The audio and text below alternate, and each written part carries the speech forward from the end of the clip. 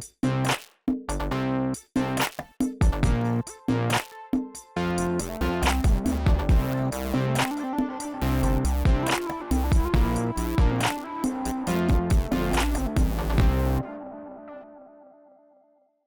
everybody, it's Norm from Tested. And it's Jeremy from Tested. Welcome to Projections, our weekly show about virtual reality and augmented reality. We've been living with the headsets, the VR headsets, for over a year now. Yeah, the PC headsets, they have something in common, and that's a cable. Yeah, they're all tethered. And it was earlier this year, almost a year ago in fact, that I got to go hands-on with a product called TPCast from a company also called TPCast. And their promise was to make VR wireless, and using they did. Wireless transmission. They did, and it was only available over in China for a while, right? Yes. Some people who are really into VR here, they managed to import them, but now it's officially available here. Yeah, so we have our hands on the TPCast for the HTC Vive. There's actually two different models, one for the Vive and one shipping now for the Rift. And I want to share some of our thoughts and experiences using it. So it's on the headset right now. It's actually not just one device. It's a platform, a system of devices. That's true.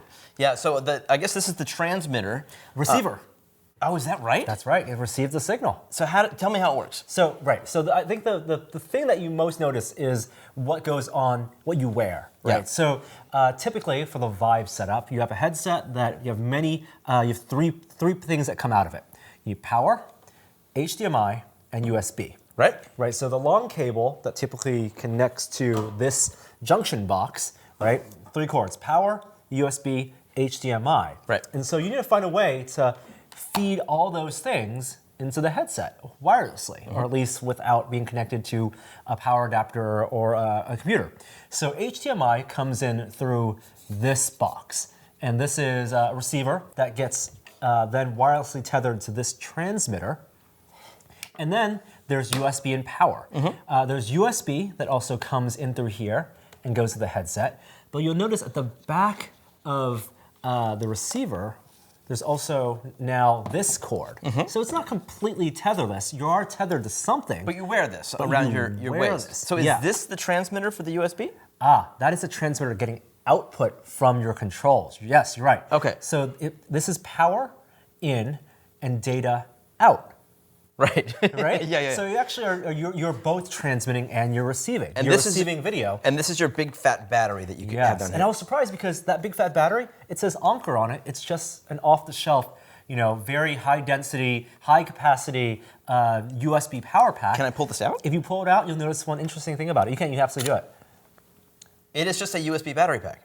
And it's two USBs. Right, it uses both USB jacks. Yeah. So you absolutely need this USB battery pack. It's designed for this USB power pack. You can't get one that's smaller with this output. They're about like $30, $40 on Amazon, but it comes with one, and you plug it in, and like you said before, you're both transmitting and receiving. This then is a transmitter that sends a signal back out, which is your motion controls, like the tracking data from your head and the wireless tracking data from your Vive wands. But that doesn't go to this. No, this is a video transmission only. There's no receiver here.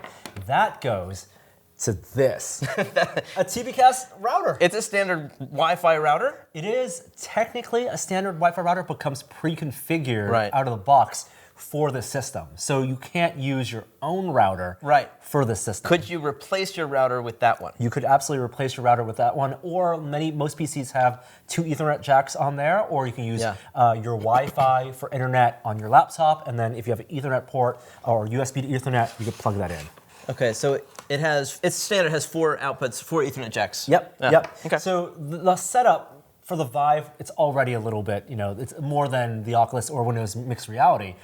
With this, you're adding another power jack outlet, right? Because you need to plug in the router as well as something to charge, which is your battery pack. And how long would you say this lasts using TPCast? They say 5 hours. I would say over 4 hours. Okay. 4 hours, which is a long time. Sure. And it's hot swappable, so you can disconnect it if you run out of power, and if you have another one already charged up, plug it in. Is this a standard battery pack available on Amazon? 30 to 40 bucks. Okay, so that's really relatively inexpensive. Relatively inexpensive. And when you get it all set up, there's a little bit of software. You download a client that makes sure all the connections are right. And when it works, it really works. I got to try it for the first time today, and played Space Pirate Trainer, and I felt immediately like it was an advantage. Yeah. I mean, almost like an unfair advantage Right. if I'm playing this game competitively, because I am now moving and twisting and bobbing in a way that I was able to play without a shield far longer than I otherwise would have. And it's not just because we're using room scale versus standing or 360, right? Technically, the play spaces I've been using this are exactly the same amount of area that I have at home. Right. But it really is not having that cable. I know cable sense is a thing, and we've been accustomed to having the sense of where this cable gets, drags against our feet, or how it gets intertwined. That's the thing, like, how many times you twisted one direction so that Yes. you can untwist the other direction. Yeah, when you're using this, when I was using it, I didn't know where I was. I didn't know what direction I was pointing. Right. Like the great thing about VR, you can get lost in it. You don't know where you are physically, but to not know where you are spinning-wise, that's sort of a new thing that this allows you to reach that kind of level of in-depth. So the liberation is a real thing. And, we've had liberated untethered VR by putting a backpack on our backs, right? So it really is also about performance. Did you notice any latency? No, in fact, you told me to cover up the receiver and see if I noticed any kind of change in anything, and I didn't. You said that you could. You can. But no, when it's working, it's working. It feels like a wired connection, which that surprises me because it's a lot going on. It is. That is a high definition video signal, and then you have all of the controls, and you're using multiple peripherals to make that happen. And I didn't notice any delay at all. I found no latency. I did see what looks like lower bit rate compression when this is occluded. And so the important thing to get this working is not only solid connections, but placement of this transmitter. Right. They recommended placing it close to where your Vive, your beacons are, your lighthouse beacons. But I just put it at the top of my room, and as long as this was in field of view of this, within even up to like 20 feet, it worked just fine. This is a 50 gigahertz signal. Yeah. So your Wi-Fi routers, you have your 2.4 gigahertz, your 5 gigahertz. The 5 tends to work, it's faster, but in closer proximity, and it doesn't go through walls as well. That's usually the trade-off, right? Now you're thinking 50 gigahertz, that's even more so. So you're not going through walls with this signal, and it does want line of sight, and it wants close proximity, but these are all things that lend themselves to VR. Absolutely. And my fear was that, increased bandwidth, more susceptibility to occlusion, but you and I both tested it by putting our hands over it. The signal wasn't just on, off, on, off. It didn't even break up like an analog signal. Most times, it didn't even break up. Like you can't put a hat over this, of course, but I found very rarely did I lose signal, or even that the signal was noticeably degraded using this system. Now, that's not to say it's perfect, right? There have been many people with various experiences. I think because there's so many parts to it, people have experiences like high pitches. Some people have had latency problems. And on one of my home systems, it just stopped working. The receiver and transmitter just wouldn't see each other. So why would that have anything to do with the system that it's connected to? I'm not sure that the pairing gets misaligned. People have already open sourced in GitHub their own version of the client that that runs the diagnostics.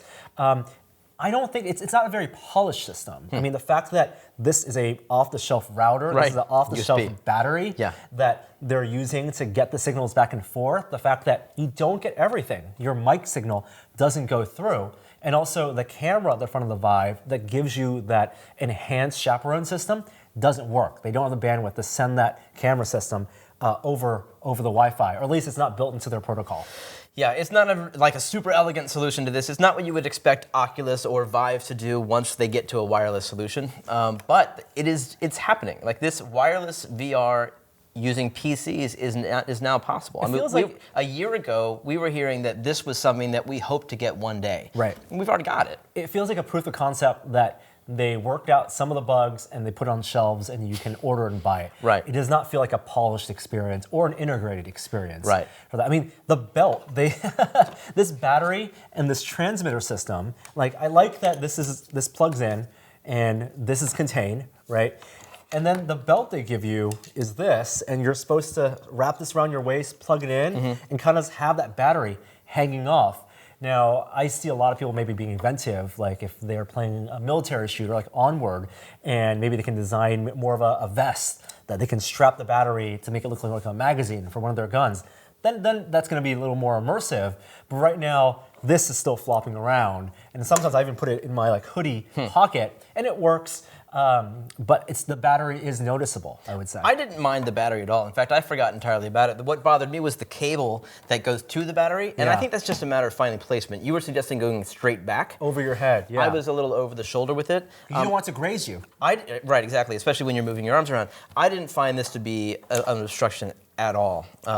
I thought it was a huge improvement. I think it's interesting that we can now have, that there are improvements third parties are making to these headsets that are so substantial. It's like you just don't see this in standard PC gaming anymore, you know, where you have maybe a graphics card that's slightly more powerful and you can get some more anti-aliasing or, you know, higher resolution graphics. This is substantially different. This changes your experience of VR. Specifically for the type of games that are going to benefit from it, the room scale games, right? Sure. Things full 360, things that are going to want you to spin around. You know, if you're playing a shooter where you're shooting from things behind rack and you don't want to have to unwind the same way you turn, this is going to help tremendously, but not like a cockpit game isn't going to benefit tremendously or a driving game from this, or a driving game. So, you know, it's choosing it based for your needs. And I think if you look at the Discord, if you look at the forums for TPCast, some people are spending more time troubleshooting than actually playing it.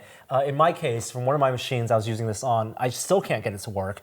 The other machine, this laptop, works perfectly. So it's an inconsistent experience at not an exactly cheap price. That's the big problem with it. It's $300. That's as much as the headset is now. At least on the Rift side. And the Rift is actually $350. And so another one of my slight disappointments is that it's two separate SKUs. Like theoretically, if this is just transmitting just the wireless HDMI, why can't it be the same SKU? It's because of the power requirements. The power that comes out of the battery pack, it looks exactly the same, but the output here that goes into the Vive, what the Rift needs is going to be something slightly different. Yeah, so that's unfortunate. I wish it was one seamless package. I know a lot of people out there, if they're looking to invest in a $300 accessory to your VR system, maybe they already have two systems. It'd be nice to go back and forth. But once it was set up, I don't want to remove it. I want to keep this on. The battery life being at least 4 hours is sufficient enough that I feel like this is the only way I want to play wirelessly going forward. Yeah, I could see some people wondering, well, maybe I shouldn't invest in this yet because maybe the next version of a VR headset from either Valve, HTC, or Oculus is around the corner. Even if that were the case, I don't think that anybody's going wireless for the near future, given how much it does cost to do.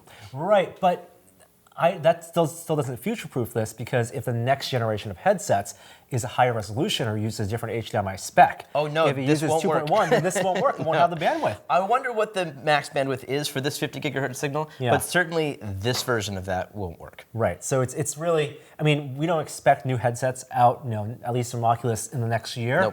Nope. So if you're really looking to spend another $350 on something that can improve your experience and take the gamble of some of that troubleshooting, which hopefully improves over time, then you're going to get something different. I do think for competitive games, it's an advantage, almost to the degree that it's unfair. Wow. If you're playing Echo Arena and you have one of these on, I just feel like you are so much more free to. You're going to actually need more. You're going to not only need your chaperone boundaries clearly configured, but maybe something at your feet so that you can sense when you're off of your area, a big mat or something.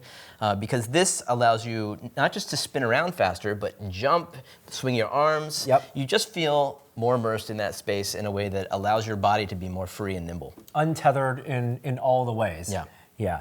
So that's the TPCast system. It is available now. I think the Rift version is a little back ordered, but the Vive system, if you order it, I got it pretty quickly, like in a week or two, and we'll be hoping that they iterate on this in the future. Well, we've had a lot of interesting big budget games come in, a spate of big budget games lately, especially for the Vive. And one that caught our attention is LA Noir, the VR Case Files. I think this is one of the better games that have come out, specifically on the Vive side, in quite some time, especially any kind of conversion from an older game. This is a good job. Yeah, I didn't play the original, which was a 1940s based noir detective game. Came out about 6 years ago. Right. So I was interested in why this was a game they wanted to adapt in VR, and two, how it would take advantage of VR. And it's incredible. So you're playing a cop, right? And you go on cases. It's a non-linear story where you choose your cases. But unlike other Rockstar games, it's not like an open world Grand Theft Auto, right? You are on scenes, crime scenes, environments, and when you're there, you have a lot of freedom to kind of explore that world. Right, and you can follow up on different clues in the case a little bit to some degree. It's not terribly linear. There is some choices to make about where do you want to go around town. There is a driving element to the game. Yeah. So and we kind of buried the lead saying it's a Rockstar game. I mean, that says a lot. Rockstar is a quality company, and this bodes well for, fingers crossed, any kind of game, Grand Theft Auto that we might see in VR in the future would be amazing. But this game, the driving element is really, I think, quite well done. I like that it's also optional. Right, exactly. I've never seen this done where there's two modes to the game, where there's a standing mode and a sitting mode, and they tell you when to transition. The screen goes black, on comes the sit down, and then when you are sat, you press a button and you're suddenly in some seated mode. Maybe it's driving, maybe you're interrogating, but it's interesting for them to approach VR and allow you to move around and have almost a room scale, and then also a seated mode. Right, the standing mode, you're walking around. So it might be you're chasing someone, it might be you're walking into a gun store and asking someone some questions, or investigating a crime scene. Now, to walk around, a couple actual different locomotion mechanics. You can point at a target, it glows, it's a point of interest, and then you'd have a out-of-body third-person experience where your character, you see them walking to the next point. Or, something I really like is that you press the touchpad on your Vive controller and you swing your hands and you walk. Right. Doesn't Onward do a similar thing? Yeah, and then some people have used it in certain ways. People put trackers on their hips. Right. But I found that it was really comfortable because it's not high speed. I'm casually walking and exploring my environment, and it was surprisingly comfortable for this type of game. There's two speeds. You can just swing your arms normally and you do a walk, but if you pull the trigger down, you go a little bit faster into a sprint.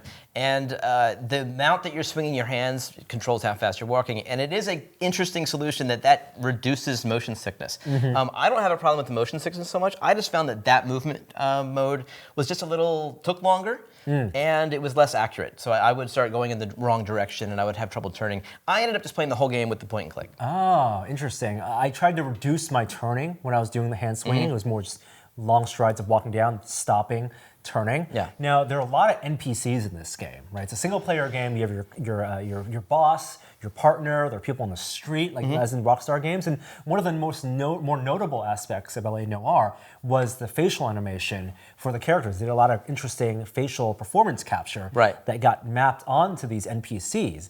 And that, I think, is the reason they made this game in VR. I totally agree. Yeah, when it came out, I was super excited for this innovation. I felt like it was going to be adopted by every game afterwards. But of course, it didn't end up happening. But it's super cool because they actually had a camera on all of the actors who did the voice acting, and they had them look straight forward, and they recorded their performance, and then they mapped it onto a relatively low resolution geometry of their actual body, but the facial movie that plays on top of them brings it to life. Totally. And walking up to a witness and asking them questions and having them perform, I was playing along. For me, it was almost like being in a play. I was nodding and folding my arms, and of course you interact with them by selecting off screen, like, do I want to be good cop, bad cop, or I pick up my notepad and I'm choosing options to ask them a question about this. It felt really interactive as a performance. Yeah, they spun that technical innovation into a gameplay mechanic because you have to look at their delivery and decide whether or not you think they're telling the truth. Yes. So there's a lot of eye movement and they're trying to cover up secrets, and you have to watch them as the cop and decide, are they telling the truth or not? Which takes great advantage of VR because I can get right up to them and scrutinize their facial expressions. I enjoy that from a technical standpoint, just admiring the game engine. This, the being in VR allows you to get right up there and check out the movie, and you can see fades between the different movies, facial performances, and it's just interesting to analyze it from a game making standpoint too. And of course, the game when it came out was very well reviewed. People loved the story, and all of that comes through in this. One of the things I didn't like though was that some of the interrogations environments, if you fail, you just got to repeat it over and over again. It becomes very choose your own adventure. It's got to pick the right response. I need to follow the script. It felt very much like an adventure game.